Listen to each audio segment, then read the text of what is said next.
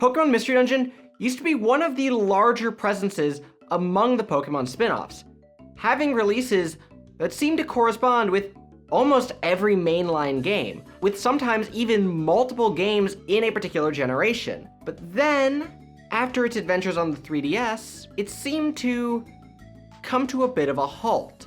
There was no Mystery Dungeon game for Gen 7 at all, but then, in Gen 8, something surprising happened. A remake of the original Mystery Dungeon game, entitled Pokémon Mystery Dungeon Rescue Team DX, was released on the Nintendo Switch in March of 2020. And with that has brought the Mystery Dungeon series back to the forefront. In fact, between that game and Chugga Conroy's subsequent Let's Play of it, that is partly my inspiration as to why I went and did a review on that game and then went back and did all the other games after that on this channel. So in a sense, interest in Mystery Dungeon has been piqued yet again. And with that, I think it's time to discuss what perhaps the future of the series might look like. And while the obvious answer would be, Pokémon Mystery Dungeon Explorers DX, I don't want to go that route. I want to explore what a potential Pokémon Mystery Dungeon 5 might look like, and sort of what things I would like to keep and what changes I would want to see to the series going forward. And since there's been a fair number of changes between the different entries, I want to look only at the previous two games, Pokémon Super Mystery Dungeon and Pokémon Rescue Team DX. Any changes that were made from Gates to Infinity or further back to those games are not really going to be discussed in that deep of detail. So the first things first for a new Pokémon Mystery Dungeon game is, what should it look like? So it's presumably going to be on the Switch again, provided we get one within the near future. So in terms of art style, we already have a bit of a template as to what this game might look like.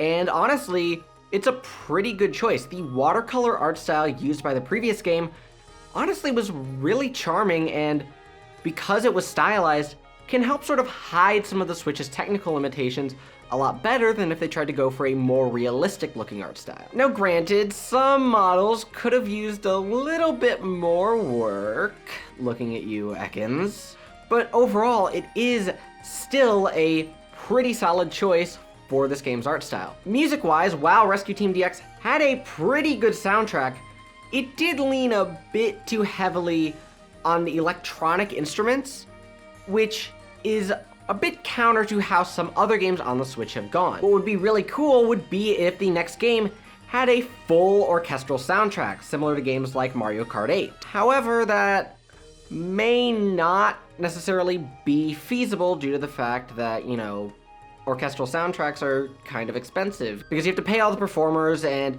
usually they're unions, so they're not that cheap, and yeah, no, it's probably not possible, but it's something that I think would be really cool if they tried it. And obviously, this game has to include remixes and medleys from previous games, because what's the point of a Mystery Dungeon game if it doesn't reference the music of its previous titles? Moving on to the gameplay, here's a few aspects about the previous two games that I really liked and think should return.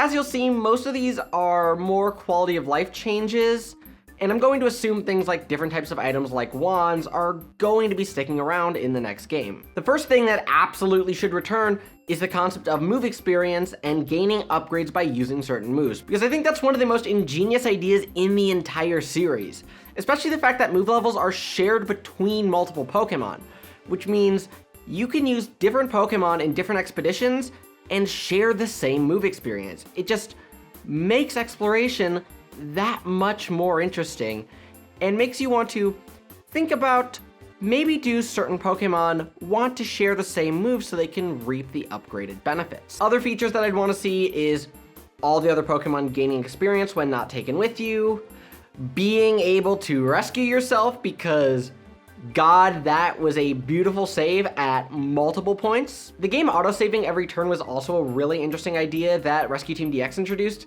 that I think does help in case the game crashes. But beyond that, it gives you a lot more ability to just sort of put the game down whenever, which really does help the hybrid console handheld nature of the Switch, especially because most people use the system in handheld mode, mostly, if not exclusively. Another quality of life feature that is fairly nice is fully healing before a boss, and things like auto-opening treasure boxes at the end of a dungeon run instead of having a service that you have to go to do it for you. Another feature that definitely needs to stay is auto-recruiting legendaries when you defeat them after like the first or second time, instead of them having a chance to join and you may have to redo like a 50-floor dungeon several times before you get it, because that was not a great feature. Now on to the things that I think need to be changed. Starting with the typeless standard attack that was removed from Rescue Team DX really should be brought back. There was no real reason to take it out in my opinion, so I don't see what the harm is of bringing it back into the series. Another change that I think kind of just needs to be reverted is the penalty for dying in Rescue Team DX was a bit harsh. You'd lose literally all your money and all your items every time you wipe, and I think it needs to go back to only losing some of your resources instead of all of them, because this game can be a bit grindy at times, and taking that out is somewhat helpful. On the topic of the game being a bit too repetitive / grindy, I think dungeon length definitely needs to be pared back a bit. Rescue Team DX especially was a great reminder that the original games had way too many long dungeons. Like, there were a ton of 99-floor dungeons in the original game, which is one of the reasons why I've never really gone through and beaten the entire post-game of the original Rescue Team, because that's just so much time and so many long dungeon runs. On the note of post-game, the post-game definitely needs to be expanded again, because it was a little bit too short in Gates and Super. There were way too few additional story dungeons. I guess Super did technically have completing the connection orb and getting all the legendaries, which was something to do after you beat the game, but it definitely was a case of where I feel like an extra story that gave us more to build the world and the characters would have been nice. I bit my tongue and the word slurred. Do I keep it in? I don't think it's a big deal. I think this is especially true because Explorers had an entire postgame that could double your playtime from what it took to see the end credits initially, and I think we need to go back to that. A significant change to the game would be reintroducing the base stat system in some capacity, because that has been absent from Mystery Dungeon since day one. There are some Pokemon that have some major issues too because of the current system, Gallade being one such example. So in the main series, Gardevoir is a special-oriented Pokemon. Meanwhile, Gallade is a physically oriented Pokemon, taking advantage of the physical special split that was introduced in Generation 4. And since Gallade did not exist prior to Generation 4, Ralts and Kirlia also were special-oriented. However, in Mystery Dungeon, each evolutionary line had a set of base stats, not the individual Pokemon. Instead, when a Pokemon evolved, it just got a slight increase to all of its stats, which means a Pokemon like Gallade is still a special attacker, even though its moveset is comprised almost entirely of physical moves. And honestly, that's something that I think Mystery Dungeon should be able to go in and fix fairly easily. On top of that, there's one mechanic I'm unsure as to what I want the ultimate fate of to be, and that is the belly mechanic. Honestly, I've never been the biggest fan of the belly mechanic, and would not mind if it was taken out again. Gates was sort of on the right track taking that out, but given that there were enough people who complained about that, I don't think that's going to be the case. Honestly, I think that's neither here nor there, and taking it out would simplify a few things. It would allow you to take a few more items, which definitely would help with the item management. But again, it's so core to the Mystery Dungeon series that I could see them just keeping it in forever. As you might have noticed, there were a few things that I haven't quite touched on yet, and that's because I wanted to give them their own special sections to sort of talk about them a little more particularly, because there's a bit more to those systems that I feel like needs discussed. The first of those is, how should Pokemon be recruited in the next game? Because we have two options. We can either go to the route that Rescue Team DX and all of the games prior to Super Mystery Dungeon did, which was just recruiting defeated Pokemon as you played through the game, or we could go with the way Super did it with the Connection Orb. Each system has its strength too. Recruiting obviously veers a bit closer to the traditional Pokemon experience, and most crucially allows you to get multiple of the same Pokemon, which isn't as big a deal here because there aren't systems like IVs and EVs and natures that would cause multiple Pokemon to be varied, and breeding isn't a thing either. However, because that's such a core part of Pokemon, it's something that has a reason to be there. The Connection Orb, on the other hand, really helps incentivize recruiting all the different species of Pokemon in the game, focusing on the gotta catch 'em all idea, even though that's not been the slogan since the end of Gen 2. Ultimately, what that does is it gives you a really useful way to handle side quests. Instead of having all these randomized quests that you could do forever, you have a finite number that allows you to sort of check off all the quests as you do them. It also helps to account for having Pokemon of the same species as major NPCs. Ultimately though, while I am quite partial to the Connection Orb, I think it's best to leave that as Super's unique gameplay system and just go back to the recruiting system because that's how it is, and being able to collect as many Pokemon as you want is so core to the Pokemon experience. I think that's probably the better way for them to go. And lastly, the last piece I want to talk about is what special feature should the games have? So what do I mean by that?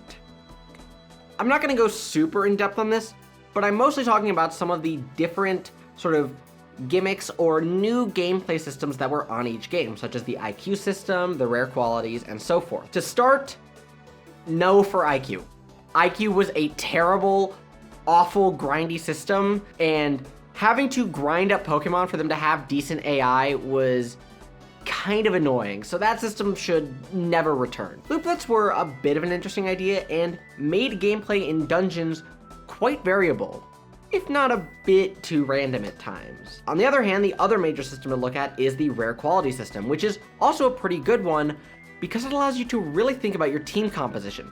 Since each Pokemon have a unique rare quality, and the fact that they are shared between party members, it really helps to decide not only what Pokemon you're picking, but what rare qualities complement every Pokemon on the team. It puts a lot of focus on building up your team before the dungeon, giving it a bit more of a tactical approach, whereas the loopless system was a bit more focused on exploration and a little bit of luck.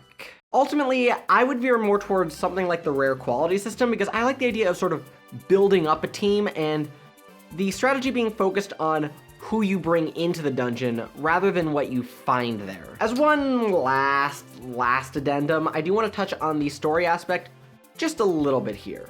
So I'm not going to come up with an entire story right now because that would probably like double if not triple the length of the video, and honestly I don't feel like doing that for this particular video. I just want to sort of throw some ideas out there. The main thing here that's obvious is that it's a Mystery Dungeon game, so a lot is going to be riding on this story being good. In fact, that's sort of the reason people play these games to begin with. So here's just a few ideas that they should do for the story. The first thing is, while I like the ideas behind Bitter Cold and Dark Matter, the villain really shouldn't be another near copy of either of those. Like, as again, it's a cool concept, but it's already been done twice now, so I want something a little bit more unique. We can have some sort of non-Pokemon main villain, but it has to be substantially different than what we've seen before. The other major point is that pacing is key here.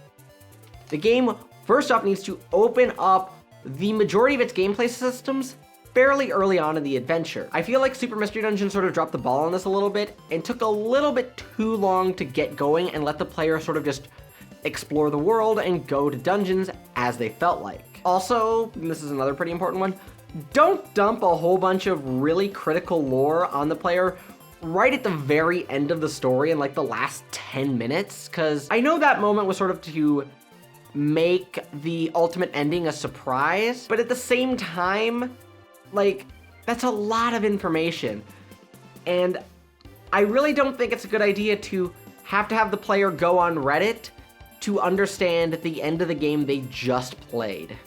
So the information needs to be gradually introduced, and you can just sort of save a few key bombshells to right before the end. Sort of like how, and this comes as no surprise, Explorers did. Beyond those few points, like, it's a Mystery Dungeon game, I trust the writers to more or less understand what they're doing. and give us a good story that has a lot of heart. And yeah, that's just all my ideas of what the next Pokemon Mystery Dungeon idea should look like. This was an idea that a viewer pitched to me a while ago, and I sort of sat on the idea and didn't really do it, but given that Mystery Dungeon videos are some of the best performing videos on the channel, it's like, hey, why not sort of just talk about this, and if one gets revealed, we can sort of talk about how my predictions or, wish list sort of stacked up against the game we actually got. But until the next time, guys, I will see you.